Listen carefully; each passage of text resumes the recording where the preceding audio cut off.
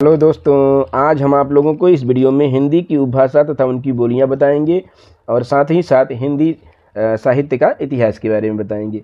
तो सबसे पहले हिंदी की उपभाषा तथा उनकी बोलियों को ट्रिक के माध्यम से बताएंगे। अगर आप लोग ट्रिक से याद करेंगे तो बहुत ही आसानी से समझ में आ जाएगा। तो चलिए पहले हम लोग पढ़ते हैं हिंदी की उपभाषा तथा उनकी बोलियाँ। सबसे पहले हम आपको बता दें कि हिंदी में कुल 5 उपभाषाएँ हैं और उनकी बोलियाँ कुल मिलाकर 18 हैं। यानी कुल 5 उपभाषाएँ हैं और बोलियों की संख्या 18 है और अलग अलग क्षेत्रों में अलग अलग बोलियाँ बोली जाती हैं।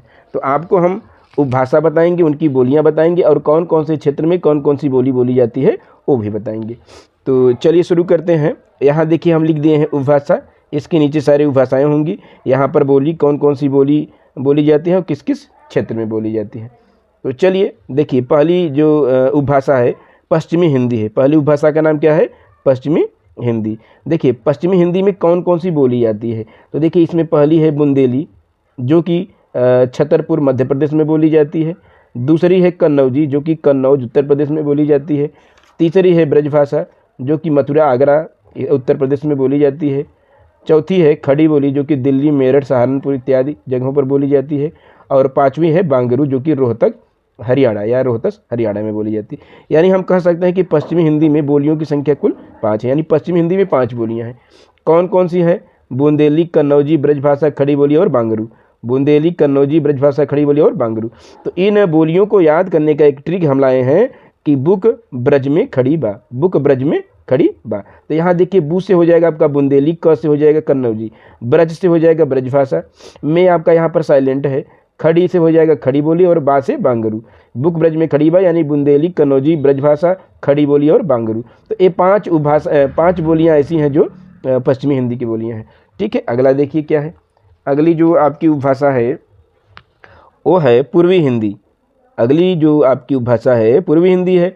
यह कहाँ कहाँ बोली जाती है?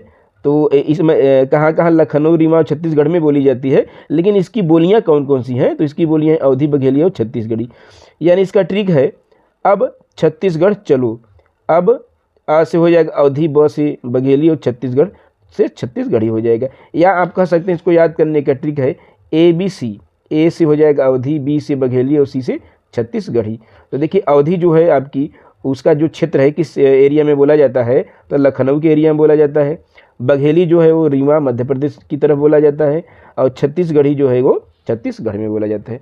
तो यानी पूर्वी हिंदी में आपकी जो बोली है अवधी, बघेली और छत्तीसगढ़ी है और इसको याद करने का ट्रिक है ABC, अवधी, बघेली और छत्तीसगढ़ी।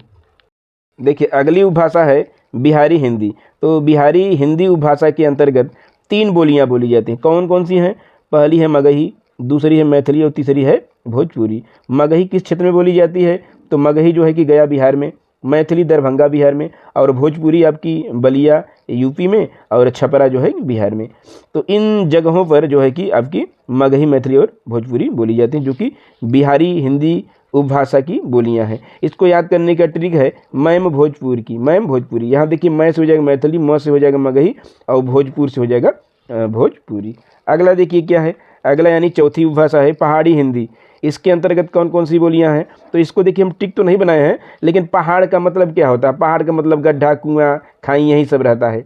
तो यहाँ पर देखिए क्या है, गढ़वाली, कुमायूनी, मड़ियाली। यानी कि जहाँ गड्ढा रहता है, कुआं रहता है और मड़ियाली रहता है, वहीं सब क्या हो जाएगी आपकी पहाड़ी हिंदी हो जाती है। तो देखिए गढ़वाली आपकी कुल्लू मनाली में बोली जाती है, कुमायूनी अल्मोड़ा नैनीताल में और मड़ियाली जो है कि तिहरी या गढ़वाल में बोला जाता है। तो ये है आपकी पहाड़ी हिंदी चौथी उपभाषा। अगली है आपकी जो 5वीं उपभाषा है राजस्थानी हिंदी। राजस्थानी हिंदी में आपको देखिए राजस्थान में आपको जयपुरी मिलेगी। जयपुरी कहाँ पर? जयपुर राजस्थान में बोली जाती है। मारवाड़ी जोधपुर बीकानेर में, मालवी मालवा उज्जैन में और मेवाती आपका खड़वा MP में बोली जाती है। तो यानी राजस्थानी हिंदी की कुल कितनी उपभाषाएं हुई? 5। तो यहाँ पर इसको भी याद करने का ट्रिक है कि जयपुर में, यहाँ आप लोग जानते हैं कि जयपुर में मारवाड़ी लोग के पास बहुत ज़्यादा माल यानी पैसा होता है, इसलिए वे मेवा खाते हैं। यानी कि जयपुर के लोगों के पास, जयपुर में मारवाड़ी लोगों के पास बहुत से ज़्यादा माल होता है। तो यहाँ जयपुर से जयपुरी हो जाएगा, मारवाड़ी से मारवाड़ी हो जाएगा, माल का मतलब कि मालवी हो जाएगा और मेवा का मतलब मेवाती हो जाएगा। तो इस ट्रिक के सहारे आप इसको याद कर सकते हैं। तो इस तरीके से आपको पश्चिमी हिंदी में कुल कितनी बोलियाँ हो गई? पश्चिमी हिंदी में 5 हो गई। पूर्वी में 3, 5 3 8, इसमें भी 3, 8 3 11, फिर इसमें भी 3, 11 3 कितना हो जाएगा आपका 14, और 14 और इसमें 4 है, 14 4 18 हो जाएगा। तो कुल मिला जुला के हिंदी की कुल 5 उपभाषाएँ हैं और 18 बोलियाँ हैं। इसको आप लोग याद कर लेंगे। देखिए अगला है हिंदी साहित्य का इतिहास। अभी हमने बताया कि इसी वीडियो में हम आपको हिंदी की उपभाषा बोलियों के साथ साथ हिंदी साहित्य का इतिहास भी बताएंगे। तो देखिए क्या हो जाएगा यहाँ पर हिंदी साहित्य के इतिहास में। आप देखिए यहाँ पर पहले हम लिखे हैं काल का विभाजन, यानी कि हिंदी साहित्य के इतिहास में काल का विभाजन कैसे हुआ है। तो देखिए काल विभाजन में पहला है आदिकाल, जिसको हम लोग वीरगाथा काल कहते हैं। इसको देखिए 700 से लेके 1400 ईस्वी तक माना गया है। कहीं कहीं कुछ लोग इसको अलग अलग सत्र में माने हैं, लेकिन इसमें देखिए 700 से लेके 1400 ईस्वी तक आपका कौन सा है, आदिकाल या वीरगाथा काल। देखिए दूसरा क्या है, मध्यकाल, और तीसरा है आधुनिक काल। मध्यकाल को 2 भागों में बांटा गया है। किस किस में, पूर्व मध्यकाल जिसको हम लोग भक्ति काल कहते हैं, और उत्तर मध्यकाल जिसको हम लोग रीतिकाल कहते हैं। तो देखिए 1400 से लेके 1700 ईस्वी तक के हम लोग काल को भक्ति काल कहते हैं, और 1700 से लेके 1850 ईस्वी तक के काल को हम लोग रीतिकाल कहते हैं या उत्तर मध्यकाल। तो देखिए इसको भी अगर देखा जाए तो भक्ति काल और रीतिकाल इनको भी अलग अलग भागों में बांटा गया है। भक्ति काल को भी 2 भागों में बांटा गया है, और रीतिकाल को 3 भागों में बांटा गया है। यहाँ देखिए क्या है कि जो भक्ति काल है इसको निर्गुण काव्यधारा और सगुण काव्यधारा में बांटा गया है। तो निर्गुण काव्यधारा में क्या क्या है, निर्गुण काव्यधारा के अंतर्गत ज्ञानाश्रयी शाखा और प्रेमाश्रयी शाखा है। तो देखिए ज्ञानाश्रयी शाखा के जो प्रसिद्ध कवि हैं कबीरदास जी हैं, और प्रेमाश्रयी शाखा के जो प्रसिद्ध कवि हैं मलिक मोहम्मद जायसी। यहाँ पर जायसी हम लिखे हैं, लेकिन आप लोग इसको देखेंगे कि इनका नाम पूरा नाम है मलिक मोहम्मद जायसी। अगला है देखिए सगुण काव्यधारा। ये सब आपके किस काल के हैं, भक्ति काल के हैं। तो सगुण काव्यधारा के अंतर्गत राम भक्ति शाखा और कृष्ण भक्ति शाखा है। तो राम भक्ति शाखा के जो प्रसिद्ध कवि हैं वो तुलसीदास जी हैं, और कृष्ण भक्ति शाखा के जो प्रसिद्ध कवि हैं वो सूरदास जी हैं। तो इस तरीके से कि मध्यकाल में आपको 2 भागों में बांटा गया, भक्ति काल और आपका रीतिकाल, जिसको हम लोग पूर्व मध्यकाल और उत्तर मध्यकाल कहते हैं। अब अगर यहाँ देखा जाए तो भक्ति काल को भी 2 भागों में निर्गुण काव्यधारा, सगुण काव्यधारा।